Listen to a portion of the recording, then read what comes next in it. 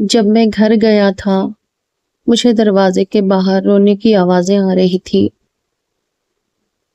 مجھے کچھ سمجھ نہیں لگی، میں پریشان ہو گیا۔ میں نے دروازہ کھٹکھٹایا تو دروازہ میری اماں نے کھولا تھا۔ وہ بے تحاشا رو رہی تھی، مجھے دیکھ کر میرے ساتھ لگ گئی، کہنے لگی برباد ہو گئے ہم لوگ، لٹ گئے۔ میں نے کہا ہوا کیا ہے؟ کہنے لگی تیری بیوی بھاگ گئی۔ یہ سن کر مجھے لگا جیسے کسی نے میرے پاؤں کے نیچے سے زمین کھینچ لی ہو۔ میں نے کہا وہ کہاں بھاگ سکتی ہے؟ اماں کہنے لگی مجھے کیا پتا کون سے عاشق پال رکھے تھے اس نے۔ میں کہتی تھی کہ اتنی آزادی نہ دے، لیکن تو چھوڑ آیا اسے اپنے مائکے۔ 1 ہفتے بعد تمہارا باپ اسے واپس لے کر آیا تھا۔ تب سے ہی اس کے تیور مجھے اچھے نہیں لگ رہے تھے۔ ہر وقت چھت پر چڑھی رہتی تھی۔ جب میں پوچھتی تھی کہتی تھی رسی پر ڈال رہی تھی کپڑے۔ میں نے کہا اماں اس کی عمر تو دیکھیں، 12-13 سال کی ہے وہ، بس بھلا کیوں بھاگنے لگی؟ اماں کہنے لگی بہت تیز لڑکی تھی، تو نہیں جانتا، اتنی سی عمر میں اس نے تو ہمیں ذلت کے اندھیروں میں پھینک دیا۔ مجھے تو لگا جیسے کسی نے میرے جسم سے جان نکال لی ہو۔ میں اندر آیا تو میرے بہن بھائی چپ چاپ گردن لٹکائے بیٹھے تھے، میرے والد بھی اپنا سر پکڑے بیٹھے تھے۔ اماں کہنے لگی پرسوں سے غائب ہے وہ، تو آپ نے مجھے بتانے کی ضرورت نہیں کی؟ اماں کہنے لگی تمہیں کیا اتنی دور بتاتے، ہماری تو عزت کا جنازہ ہی نکل گیا۔ میں سمجھ نہیں پا رہا تھا کہ وہ ایسا کیسے کر سکتی ہے۔ وہ تو مجھ سے بھی خوف کھاتی تھی۔ پھر جب میں گیا تھا تو وہ بہت خوش تھی، اس نے اپنے ہاتھوں سے مجھے کھانا کھلایا تھا۔ وہ ایسی تو نہیں تھی، وہ تو ہمیشہ گھر کے کاموں میں الجھی رہتی تھی، مصروف رہتی تھی، گھر کے کاموں میں ہی سارا دن نکل جاتا تھا اس کا۔ میں وہی چارپائی پر ڈھیر سا ہو گیا تھا، مجھے ابھی بھی اپنے کانوں پر یقین نہیں ہو رہا تھا۔ اماں روئے جا رہی تھی۔ کچھ دیر بعد محلے کی کچھ عورتیں آ گئی جو نفیسہ کو برا بھلا کہنے لگ گئیں۔ اتنی کم عمر میں اتنا بڑا کام کر دیا اس لڑکی نے، ہم تو اس لڑکی کو بڑا ہی سیدھا سادھا نیک سمجھتے تھے، کتنی معصوم لگتی تھی، کتنی بھولی لگتی تھی۔ تمہارے گھر میں تو سر پر سے دوپٹہ ہی نہیں اترتا تھا اس کا، دیکھو تو کیسی گھونسنی نکلی۔ میرا دل اس بات پر آمدہ بھی نہیں تھا، وہ ایسی نہیں تھی۔ میرے ہاتھ پکڑنے پر وہ بدحواس ہونے لگتی تھی، میری اماں سے پوچھے بنا تو وہ اپنے کمرے میں نہیں جاتی تھی۔ پھر یوں گھر سے کیسے بھاگ سکتی تھی؟ یہ سچ نہیں ہو سکتا۔ میں اس بارے میں اتنا برا نہیں سوچ رہا تھا۔ میری آنکھوں سے آنسو بہنے لگ گئے۔ میں بھی پریشان تھا، مجھے یقین نہیں آ رہا تھا کہ وہ اتنا بڑا قدم بھی اٹھا سکتی ہے۔ میری آنکھوں کے سامنے ابھی اس کا وہی مسکراتا ہوا معصوم سا چہرہ تھا جب میں نے اسے آخری بار دیکھا تھا۔ کچھ ہی دیر بعد میری خالہ آ گئی، رونے پیٹنے لگی۔ میری اماں کہنے لگی تمہاری بیٹی نے تو ہماری عزت کا جنازہ نکال دیا۔ خالہ کہنے لگی ایسی نہیں تھی وہ، ایسا ہو ہی نہیں سکتا، میری بچی اتنا بڑا قدم اٹھا ہی نہیں سکتی، وہ تو پانی تک آپ سے پوچھے بنا نہیں پیتی تھی۔ میری اماں کہنے لگی یہ سب دکھاوے کی باتیں تھی، گز بھر لمبی زبان تھی تمہاری بیٹی کی، وہ تو میں ہی تھی کہ اپنی سمجھ کر اس کے ہر عیب پر پردہ ڈالتی تھی۔ مجھ پر تو کوئی قیامت سی ٹوٹ گئی تھی، چھوٹی بات تو نہیں تھی، جو بھی آتا سب باتیں کر کے چلا جاتا۔ میری خالہ رو دھو کر واپس چلی گئی۔ 7 دن گزر گئے تھے اور یہ دن میں نے بڑی مشکل سے گزارے تھے، اس بات پر یقین نہیں کر رہا تھا۔ 8ویں دن گھر کے دروازے پر دستک ہوئی، رات کے 3 بجے کا ٹائم تھا، سب سو رہے تھے، بس میں جاگ رہا تھا اور صحن میں رکھی چارپائی پر ہی لیٹا تھا۔ دستک بڑی آہستہ سے ہوئی تھی۔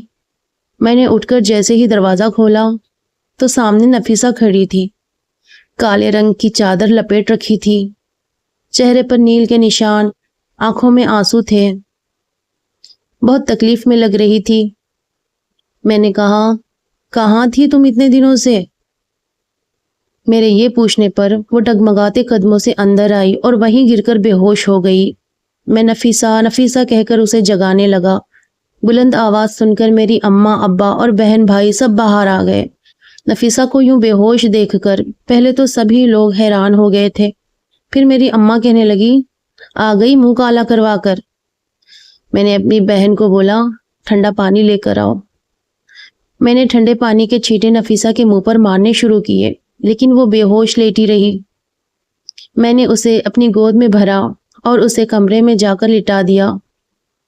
میری اماں کہنے لگی اسے ہوش آ جائے تو گھر سے نکال دینا، ایسی لڑکی کو میں اپنے گھر پر نہیں رکھوں گی۔ میں نے کہا پہلے اسے ہوش میں آنے دیں، میں اس سے پوچھوں گا کہ کیا ہوا تھا۔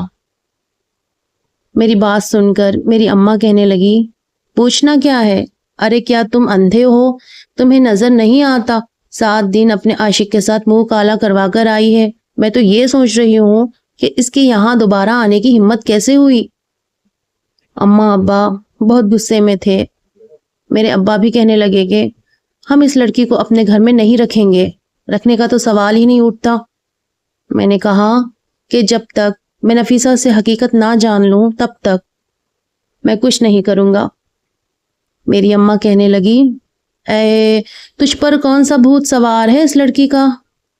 ارے کوئی شادی شدہ لڑکی ہو، بچوں کی اماں کیوں نہ ہو، ایسی بدکاری کرے تو مرد لعنت بھیجتا ہے، اور تو ہے کہ اسے اپنے سر پر چڑھائے رکھا ہے، اس کی جھوٹی کہانی سن کر اس پر بھروسہ کرے گا۔ میں نے کہا اماں بات تو کرنی پڑے گی، کوئی گائے بکری بیل نہیں ہے، میری بیوی ہے۔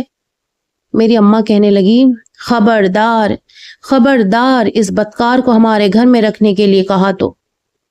میں نے کوئی جواب نہیں دیا اور اپنے کمرے میں چلا گیا۔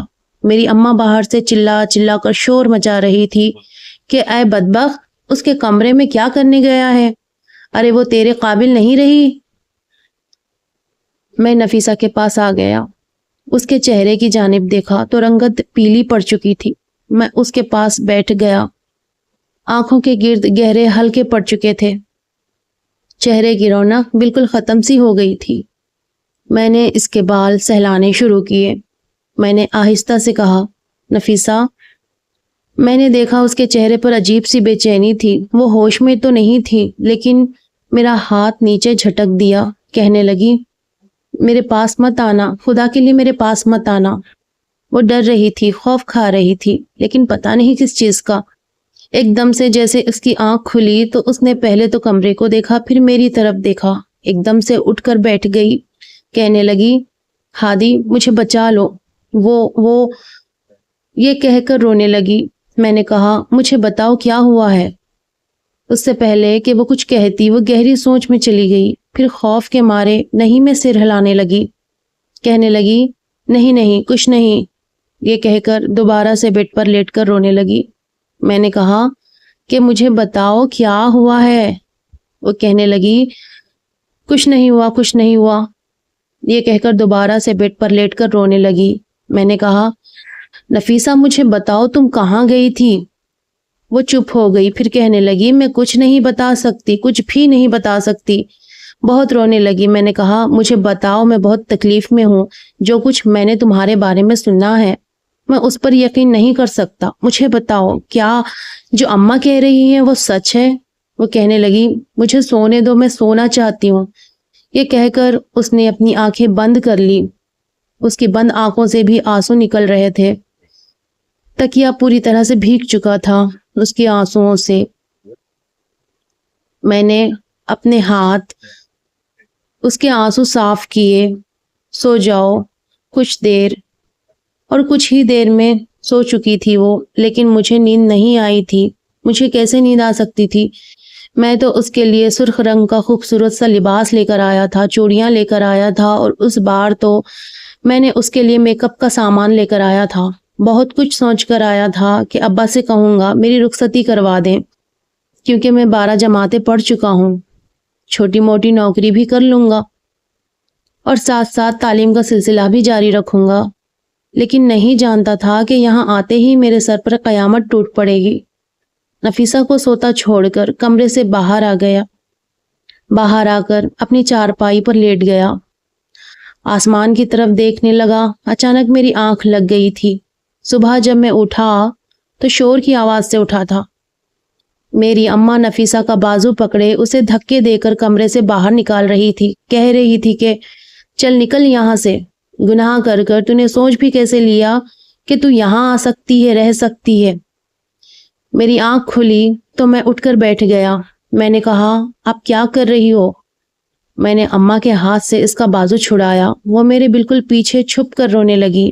اماں کہنے لگی یہ یہاں نہیں رہ سکتی، بالکل نہیں رہ سکتی، اس کو گھر سے باہر نکال۔ میں اس کو اپنے سر پر نہیں رکھوں گی۔ میں نے کہا ابھی تک اس نے مجھے سچ نہیں بتایا، مجھے پہلے اس سے سچ جاننا ہے۔ میری اماں کہنے لگی تیرا دماغ خراب ہو گیا ہے، پر ہمارا دماغ خراب نہیں ہوا۔ 7 دن کے بعد یہ گھر آئی ہے اپنے عاشق کے ساتھ منہ کالا کروا کر۔ شور کی آواز سن کر محلے کی عورتیں بھی ہمارے گھر کے اندر آ گئی تھی۔ نفیسہ کو دیکھ کر سب کی نظروں میں سوال تھے۔ میں نے کہا نفیسہ بتاؤ تم کہاں گئی تھی؟ کیا تم کسی اور سے محبت کرتی تھی؟ کسی اور کے ساتھ بھاگ کر گئی تھی؟ وہ بالکل گمسم کھڑی تھی، کوئی جواب نہیں دے رہی تھی، اور اس کی چپ مجھے اندر ہی اندر کھائے جا رہی تھی۔ میں نے کہا میں پوچھ رہا ہوں کچھ تم سے، بتاتی کیوں نہیں؟ وہ کچھ نہیں بولی، میرے سامنے ہاتھ جوڑ کر کہنے لگی مجھے معاف کر دو، مجھے گھر سے مت نکالو، کوئی مجھے قبول نہیں کرے گا، کہہ کر بہت رونے لگی۔ میری اماں کہنے لگی تو اس قابل ہے بھی نہیں، گلیوں میں دھکے کھائے گی تو تجھے پتا چلے گا تو نے کیا گناہ کیا ہے، لوگ تجھے پتھر ماریں گے تو تجھے پتا چلے گا کہ جس گناہ کو چھوٹا سمجھتی تھی وہ کتنا بڑا تھا۔ چل نکل یہاں سے۔ اس سے پہلے کہ میری اماں پھر سے اسے نکال دے، میں نے اس کا ہاتھ پکڑ لیا۔ میرا دل ہی نہیں مان رہا تھا۔ اس کے چہرے کی طرف دیکھ کر ایسا لگتا تھا جیسے کسی نے اس کی زبان پر چپی لگا دی ہو۔ اس کی آنکھوں میں بہت کچھ تھا، بہت دردناک داستان تھی، بہت تکلیف تھی جو میں دیکھ رہا تھا۔ میری اماں کہنے لگی دیکھ ہادی، تو اگر اس کا ساتھ دے گا تو یاد رکھ اس کے ساتھ ساتھ تجھے بھی گاؤں سے نکال باہر کیا جائے گا۔ میں نے کہا اماں کیوں تماشا بنا رہی ہو؟